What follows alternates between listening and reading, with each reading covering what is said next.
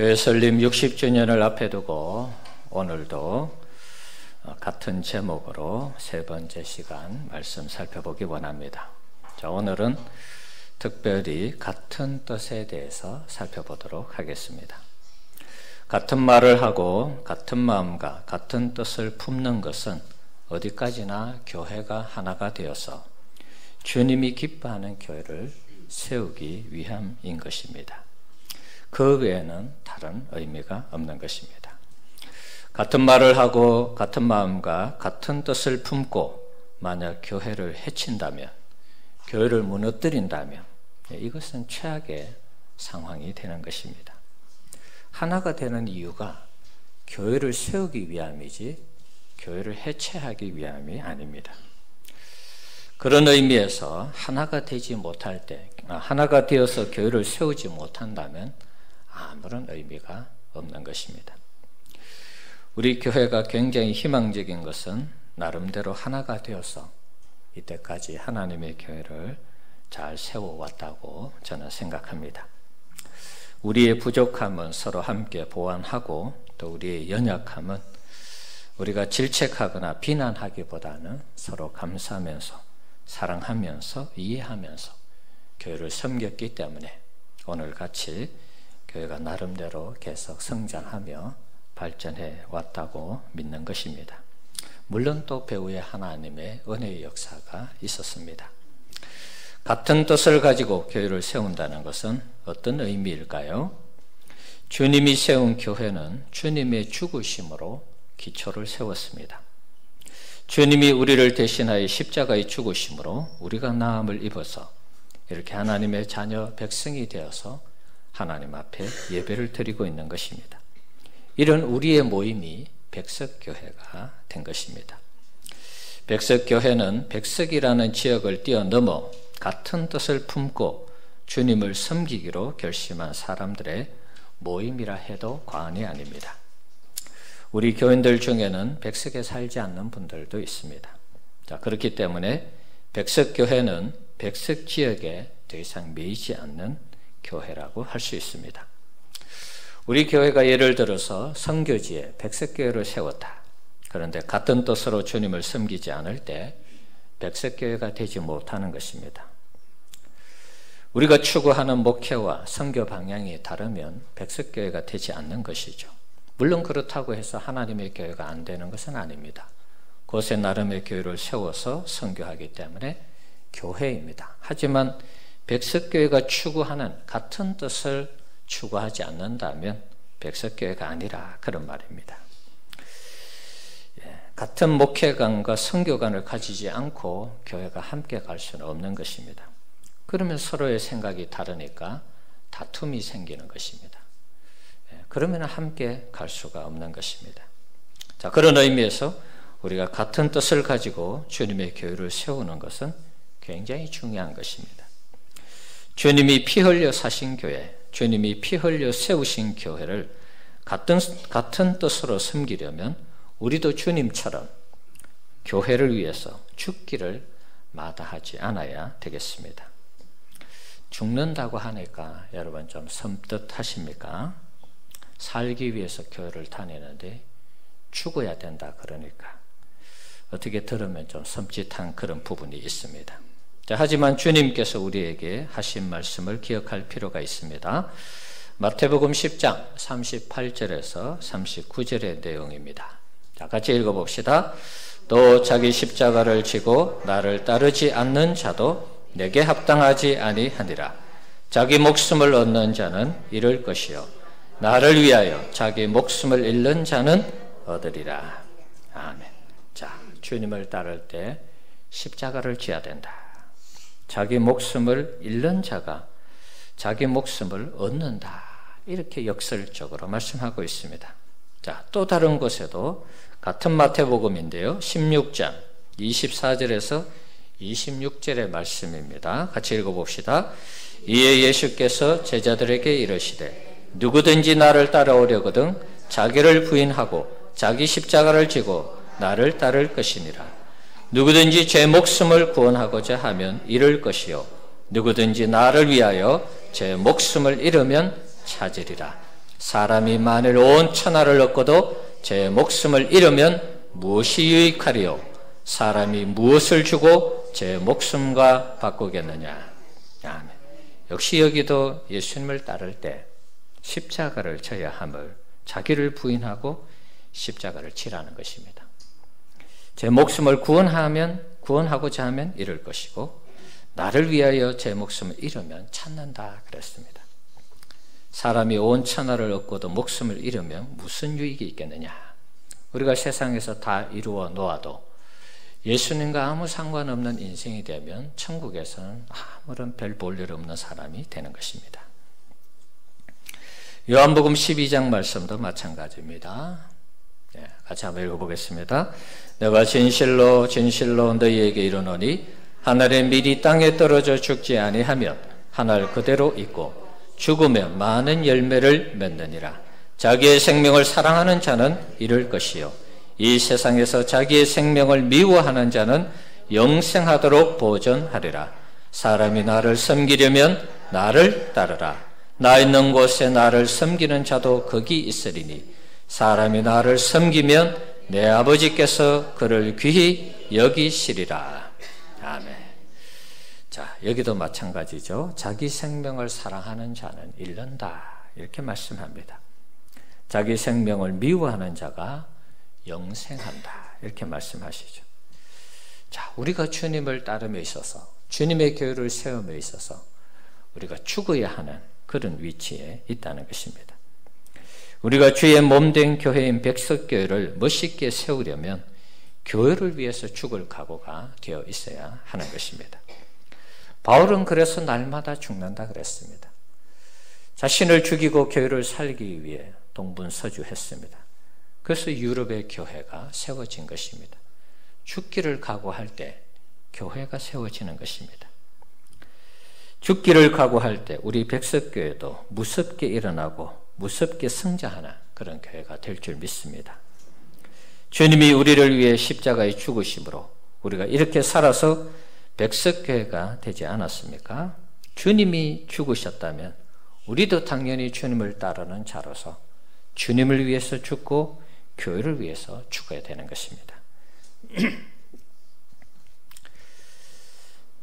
우리 백석교회가 주님 오실 때까지 계속해서 성장하고 부흥하는 교회가 되기 위해서는 주님이 교회를 위해서 죽으심 같이 우리도 교회를 위해서 그렇게 죽어야 되는 것입니다. 우리가 주의 몸된 교회인데 백석교회, 주의 몸이죠. 주의 몸된 이 백석교회를 위해서 죽기로 결단한다면 앞에서 읽은 성경 말씀들처럼 우리 교회가 살아나고 더 나아가서 우리가 살고 가정이 살고 나라와 민족이 사는 것입니다. 그런데 반대로 내가 죽기를 싫어하면 희생하지 아니하면 우리는 다 함께 죽는 것입니다. 나도 죽고 우리 자녀도 죽고 우리 후손들도 다 죽는 것입니다. 내가 신앙으로 살지 않는데 내 자녀들이 신앙으로 살 수 있겠습니까? 절대로 그런 법은 없습니다. 내가 교회를 위해서 헌신하고 봉사하지 않는데 우리 자녀들이 교회를 위해서 헌신하고 봉사하겠습니까? 절대로 그런 일은 없는 것입니다. 우리가 죽기를 각오하고 주의 몸된 교회를 섬길 때 그때 교회가 살아나고 그러면서 나도 살고 자녀들도 살고 가정과 가문이 살고 더 나아가서 나라와 민족이 사는 것입니다. 최근에 저는 목회를 하면서 많이 다운이 되었습니다. 몇 번 얘기했습니다. 이게 무슨 정상인지를 몰랐습니다. 뭔가 답답한데 뭔가를 하기는 하는데 이 기쁨이 없는 것입니다. 그렇다고 여러분 뭘 안 한 것은 아닙니다. 여러분이 보셨듯이 주일 되면 주일 설교하고 새벽에는 새벽 설교하고 수요일날 금요일날 설교했습니다. 제자 훈련했습니다. 안 한 것도 없습니다. 그런데 하기는 하는데 기쁨이 없는 것입니다. 뭔지를 몰랐습니다. 이게 뭘까? 그렇다고 여러분 교회가 어려운 것도 아닙니다. 교회에 문제 있는 것도 아닙니다. 은혜 가운데 원래도 잘 왔습니다. 교회 재정도 과거에 비하면 너무 좋아졌습니다. 우리 성도님들의 헌신이 있었기 때문에 다음 주에 받아보면 아시겠지만 재정이 정말 너무 좋아졌습니다. 지난주에는 여러분 추수감사헌금을 드렸는데 우리가 이때까지 감사헌금을 그렇게 많이 낸 적이 없습니다. 다음 주에 한번 보시기 바랍니다. 많은 감사헌금을 냈습니다. 최고로 많이 나왔습니다. 선교하면 우리 성도님들이 선교한다고 헌신해 주시잖아요. 마음껏 선교했습니다. 우리 장로님들이 앞장서서 저를 지지해 주시고 또 편안하게 목회해 주시도록 해 주셨습니다. 지금 걱정이 없습니다. 솔직히 말씀드리면 문제될 게 없습니다. 그런데 중요한 것은 제게 기쁨이 없다는 것입니다. 이 매너리즘에 빠진 것입니다. 이번 한 주간 기도 주간을 보내면서 저에게 힘이 된 책이 있습니다. 옥하는 목사님이 쓰신 목사가 목사에게라는 책입니다. 한번 보여주실래요?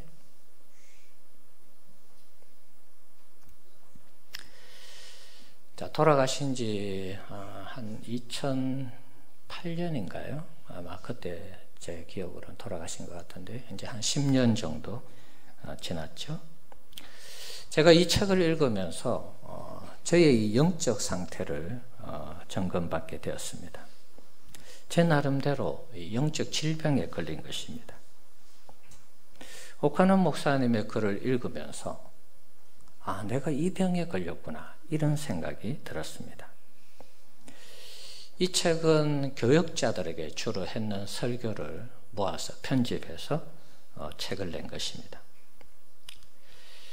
교회를 섬기면서 별다른 걱정 없이 지내다가 제가 영적 매너리즘에 빠진 것입니다. 앞에서 말씀드린 것처럼 제가 그동안 하던 대로 설교도 하고 또 제자 훈련도 하고 또 신방도 했습니다. 안 한 게 아닙니다. 제게 익숙해져 있는 목회를 그냥 그대로 한 것입니다. 왜 기쁨이 없을까? 그런 생각을 해봤습니다. 자, 그것은 제가 해오던 방식대로 늘 해오니까 새로운 것이 없는 것입니다. 물론 설교를 다른 설교자의 설교를 뺏기거나 그러진 않았습니다. 물론 예화는 제가 자주 가져왔죠. 제가 설교를 만들었습니다. 또 나름대로 가르쳤습니다. 신방했습니다. 그래서 잘 왔는데 잘 오다 보니까 이게 전부인 양 그렇게 착각을 한 것 같아요. 그래서 전에 해오던 방식대로 그냥 그대로 똑같이 하는 것입니다. 과거에 잘 해왔고 지금도 잘 되고 있으니까 그 방식을 계속 추구하는 것입니다. 그러니까 기쁨이 없는 것입니다. 과거의 방식, 과거의 과거의 어떤 스타일로 하니까 어쩌면은 우물물의 비유를 든다면 그냥 같은 우물물을 계속 먹는 것입니다. 과거에 했던 것을 오늘 그대로 하니까 기쁨이 없는 거예요. 과거에는 참 새롭게 발견하고 좋고 너무 가르치기를 좋아하고 신나고 그랬는데 그것이 시간이 지나면서 과거의 것이 오늘에 답습되는 그런 현상을 발견하게 되었습니다. 물이 고이면 썩는다고 하지요. 영적 샘물이 새로운 것이 충족이 되어야 되는데 이게 순환이 안 되니까 썩는 것입니다. 기쁨이 마르고 은혜가 고갈되고 영적 매너리즘에 빠지는 것입니다. 뭔가 하기는 하는데 주님이 주시는 기쁨, 성령이 주시는 은혜가 과거 못지않게 과거와 비교해서 그 은혜와 기쁨이 떨어지더라 하는 것입니다. 이게 몇 달 동안 지속되었습니다. 옥 목사님의 충고는 이런 것입니다. 제자 훈련하고 설교하는 것 어느 정도 익숙해지면 크게 준비할 것 없이 할 수 있다는 것입니다. 저도 공감합니다. 제자 훈련 제가 벌써 이제 6기 지난주에 수료했죠. 그러니까 7기 지금 하고 있죠. 다음에 새로 모집하면 8기입니다. 여러분 저는 제자 훈련 책 그거 여러분 보지 않아도 다 할 수 있습니다. 또 과거부터 성경 공부에 관한 한 저는 자신이 있습니다. 누구와 만나도 어떤 사람과 성경 공부에도 자신이 있습니다. 설교도 전 제 나름대로 설교 좀 한다고 생각합니다. 네, 교만한 것이죠. 네. 자, 하지만 중요한 것은 제자 훈련을 계속 하다 보니까 그 내용이 벌써 익숙해져 있어요. 익숙하다는 것은 뭘 의미합니까? 준비를 안 한다는 것입니다. 물론 과거에 준비가 다 되어 있습니다. 그런데 그 새로운 것을 우리 성도들과 나눌 그런 준비가 안 되어 있다는 것입니다. 설교도 마찬가지입니다. 설교를 합니다. 일주일 내내 나름대로 준비해서 합니다. 남의 것을 뺏기는 건 아닙니다. 그런데 과거의 방식으로 하니까 거기에서 뭔가 새로운 것이 없더라는 것입니다. 영적 긴장감이 떨어지는 것이죠. 만약에 이것이 계속되면 제자훈련도 실패하고 설교도 은혜가 안 될 것입니다. 제자훈련 과정은 마칠 수 있습니다. 그러나 예수의 제자가 됐는가는 우리가 따져볼 문제입니다. 그것은 수료하는 수료생에게도 점검해야 될 일이고 저 역시도 제자훈련을 하면서 수료하시는 분들을 체크해야 되는 부분이기도 하는 것입니다. 교제에 익숙해지면 크게 준비하지 않고 임합니다. 그러면 그것이 새로운 물이 안 되는 것입니다. 은혜가 안 되는 것입니다. 설교도 마찬가지입니다. 설교 본문을 보면 대충 이렇게 설교하면 되겠다. 감이 오는 것입니다. 과거와 크게 다르게 준비하지 않습니다. 네. 어쩌면 과거의 은혜가 오늘 선포되니까 제 심령에는 그렇게 큰 은혜가 안 되는 것입니다. 기쁨이 안 되는 것입니다. 설교의 그 폭과 깊이, 높이, 넓이가 부족하게 되는 것입니다. 새로운 물이 유입이 안 되니까 기쁨이 없고 답답한 것입니다. 1만 시간의 법칙 아시죠? 한 사람이 어떤 일에 1만 시간을 들이면 도사가 되는 것입니다. 네, 세상에 어찌 이런 일이 그런 프로그램이 있잖아요. 자기 일에 1만 시간을 가지는 사람은 그야말로 고수가 되는 것입니다. 초밥을 만드는 사람이 손으로 집으면 그 초밥 개수가 정확하게 예를 들면 30개면 밥알 개수가 30개가 딱딱 집혀집니다. 그리고 초밥을 마는 것입니다. 눈 감고도 할 수 있습니다. 놀라운 일이죠. 우리가 어떻게 밥을 집어서 30개를 셀 수 있습니까? 세는데 시간 다 가겠죠. 그런데 전문가는 그렇게 할 수 있다는 것입니다. 각 분야의 1만 시간을 보낸 고수들, 전문가들 안 보고도 다 합니다. 놀라운 일을 해냅니다. 하지만 그 일을 하면서 행복할까? 그것은 또 다른 문제인 것입니다. 1만 시간을 통해서 자기에게 체득된, 경험된 그 놀라운 이 고수, 전문가의 일을 해 나가면서 정말 기쁠까? 행복할까? 그건 또 다른 차원의 문제라는 것입니다.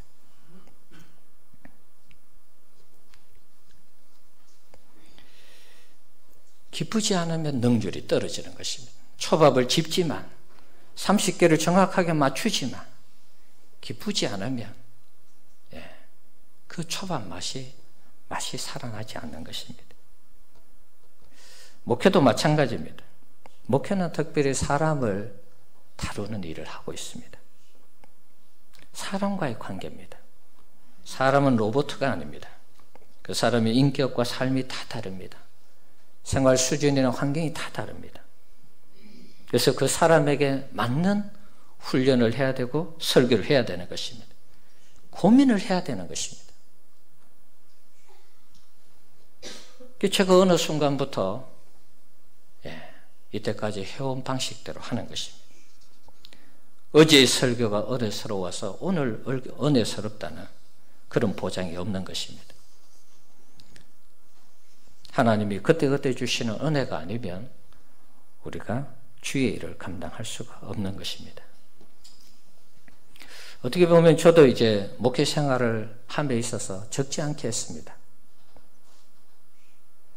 부교육자 생활 16년 했습니다. 1992년 12월부터 시작해서 우리 교회에서도 1년 했죠. 2008년까지 만 16년 했습니다. 우리 교회에서 위임 받아서 지금 11년째 목회하고 있습니다. 대충 목회를 해보니까 이제 감이 오는 것입니다. 이렇게 하면 되겠구나, 그런 감이 오는 것입니다. 이게 저를 영적으로 병들게 한 것입니다. 이제 할 줄 안다고 생각하니까 긴장감이 떨어지고, 해오던 방식대로 하니까 매너리즘에 빠지는 것입니다. 제가 제자 훈련이나 설교를 죽기 살기로 해야 되는데 언젠가부터 그렇게 하지 않는 그런 제 자신을 이번에 새롭게 발견하게 되었습니다. 아니한 생각에 사로잡혀서 엉뚱한 길로 가고 있는 제 자신을 발견하게 되었습니다.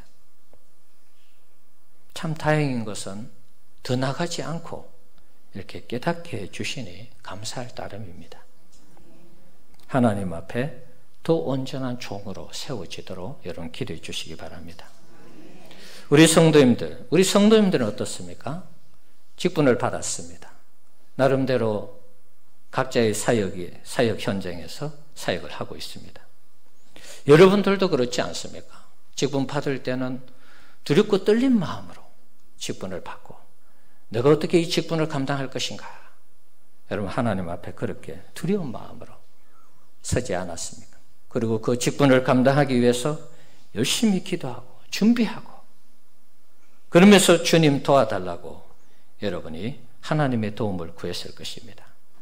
그런데 시간이 지나면서 5년 되고 10년 되고 그러면서 어느 순간부터 이 직분 이렇게 하면 되겠구나, 이 사역 이렇게 하면 되겠구나, 그러면서 여러분들도 혹시 익숙해져서 새 물이 유입되지 않는, 신앙생활 해도 기쁨이 없고 하나님의 성령의 은혜가 여러분에게 임하지 않는 그런 직분과 사역을 감당하고 있지는 않는지 여러분 자신 한번 돌아보시기 바랍니다.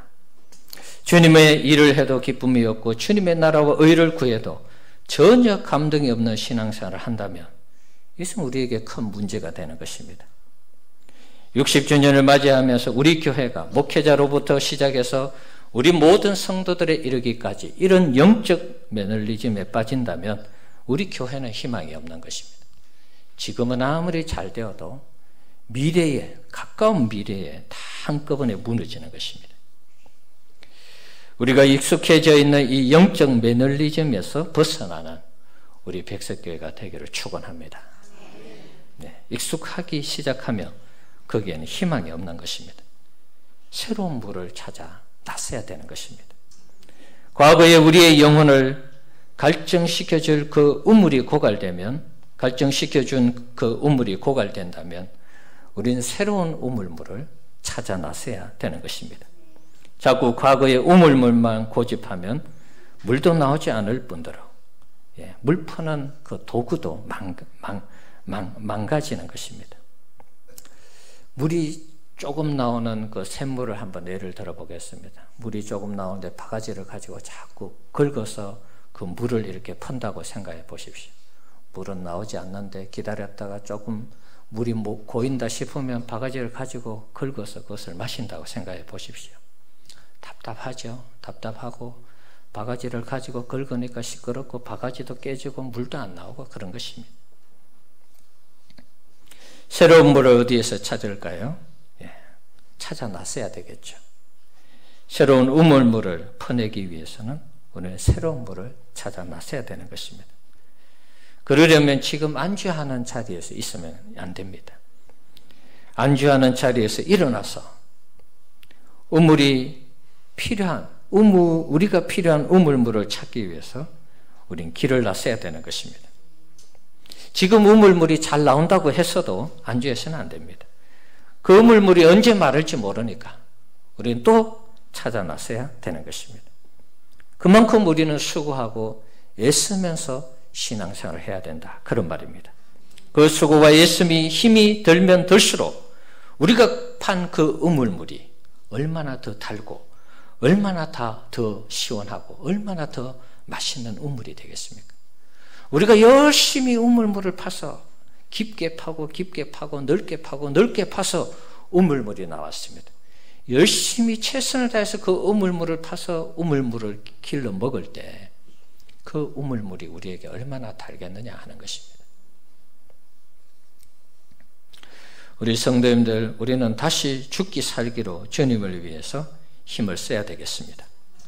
주님은 죽기까지 복종하면서 주님의 교회를 세워주셨습니다.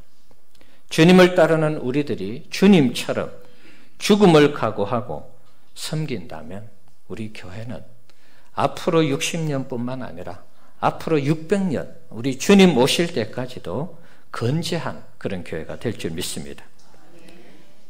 지금은 괜찮고 좋아도 우리가 이 새로운 것에 대한 갈급함, 새로운 은혜를 추구하는 이런 부분들이 우리가 없어진다면 우리 교회 오래가지 못한다는 것입니다.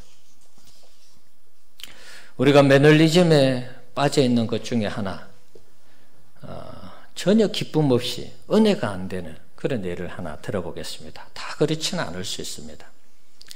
자, 우리가 전에는 주일 오후 예배 때 특송을 했습니다. 요즘은 금요일 날 특송을 합니다. 여러분, 특송할 때를 한번 잘 생각해 보십시오. 대부분은 아는 찬송가를 가지고 합니다. 어떻게 보면 크게 준비 없이 찬송할 수 있습니다. 우리가 알고 있는 찬송 한 장 정해서 다 나와서 찬송하고 들어갑니다. 그때 여러분 어떻습니까? 특송을 하는 분들 스스로가 은혜가 됩니까? 은혜를 받습니까? 감동이 됩니까? 그 찬송을 부르는, 특송을 부르는 그 성도들을 보면서 앉아있는 우리들이 은혜가 됩니까? 우리가 솔직하게 한번 우리 하나님 앞에 한번 고백을 해봐야 되겠습니다. 우리가 크게 준비하지 않았습니다. 몇 장 해, 나와. 그래서 나와서 특송하고 들어갑니다. 준비하는 사람도 은혜가 안 되고 듣는 사람도 별로 은혜가 안 되는 것입니다. 이게 바로 영적 매너리즘에 빠져있는 우리의 모습인 것입니다. 반대로 누가 특송을 하는데 잘 준비했어요. 열심히 준비했습니다. 그래서 특송을 합니다. 어떻습니까, 여러분? 하는 사람도 은혜 받고 듣는 사람도 은혜 받는 것입니다. 이런 것입니다. 주님의 일을 할 때에 우리가 과거에 했던 방식대로 그대로 하면 우리는 다 은혜롭지 않게, 은혜가 되지 않게 그냥 하는 것입니다. 그러다가 어느 순간부터 예수의 생명과 예수의 능력과 예수의 은혜가 떨어지기 시작하면서 교회는 무너지는 것입니다. 주일학교 공과 준비하는 거 우리가 수십 년 해보면 이렇게 하면 되겠구나. 아무 준비 없이 나올 수 있습니다. 아이들의 이름을 불러가면서 그 영혼이 변화되기를 기도해야 되는데 전혀 기도하지 않는 것입니다. 이렇게 애들 돌보면 되지, 관리하면 되지. 거기는 아무런 역사가 일어나지 않습니다.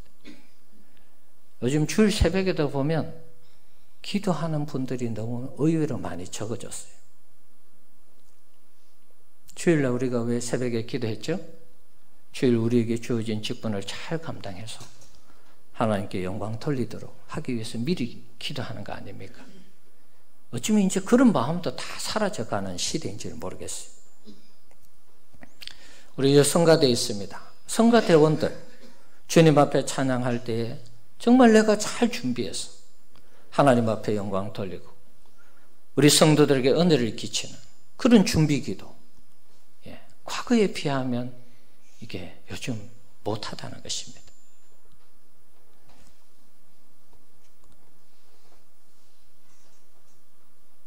우리가 주님을 섬기면서 영적 매너리즘에 빠지게 되면 우리에게 희망이 없는 것입니다.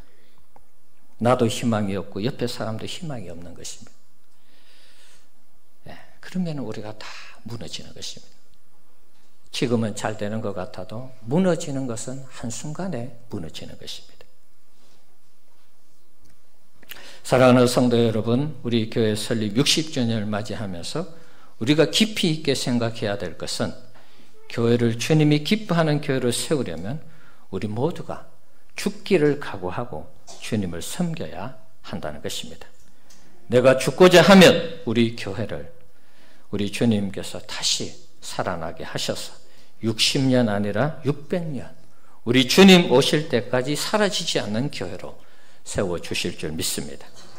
하지만 우리가 죽기를 각오하지 않고 교회는 교회고 나는 나고 그러면서 교회를 내팽개치면은 교회는 머지않아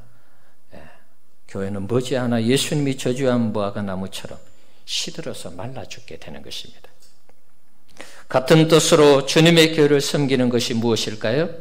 주님이 죽으시면서 교회를 세운 것처럼 우리도 교회를 위해서 죽기로 결단할 때 거기에 우리 교회에 희망이 있고 소망이 있다는 거 여러분 믿으시기 바랍니다. 우리가 교회를 위해서 헌신하고 봉사하고 충성하고 희생할 때 우리 교회가 세상의 중심이 되는 것입니다. 교회가 작다고 여러분 우습게 보지 마십시오. 하나님이 함께 하실 때 우리 교회가 작은 교회가 아닙니다, 여러분. 하나님이 함께 하시면 우리 교회를 통해서 세상의 수많은 큰 교회들, 대형 교회들 얼마든지 질책하면서 그들을 주님 앞에 바르게 세울 수 있습니다. 지역이 어디에 있는지 그게 중요한 것이 아닙니다. 정말 주님께서 우리를 위해 죽으신 것처럼 우리가 교회를 위해서 죽을 수 있는 그런 결단이 있을 때 주님과 같은 뜻을 가지고 우리 성도들이 또한 같은 뜻을 가지고 주님처럼 그렇게 교회를 섬긴다면 우리 백석교회는 지금보다도 더 놀라운, 더 멋있는 그런 교회가 될 줄 믿습니다.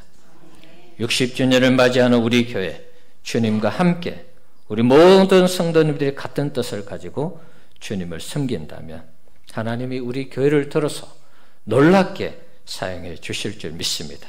이 시대의 최고의 교회가 되도록 역사해 주실 줄 믿습니다. 여러분 믿음을 가지시고 다시 한 번 더 우리가 영적 매너리즘에 빠진 것은 아닌지 우리 자신을 돌아보면서 온전한 모습으로 주님을 섬기는 우리 성도님들 되시기 바랍니다.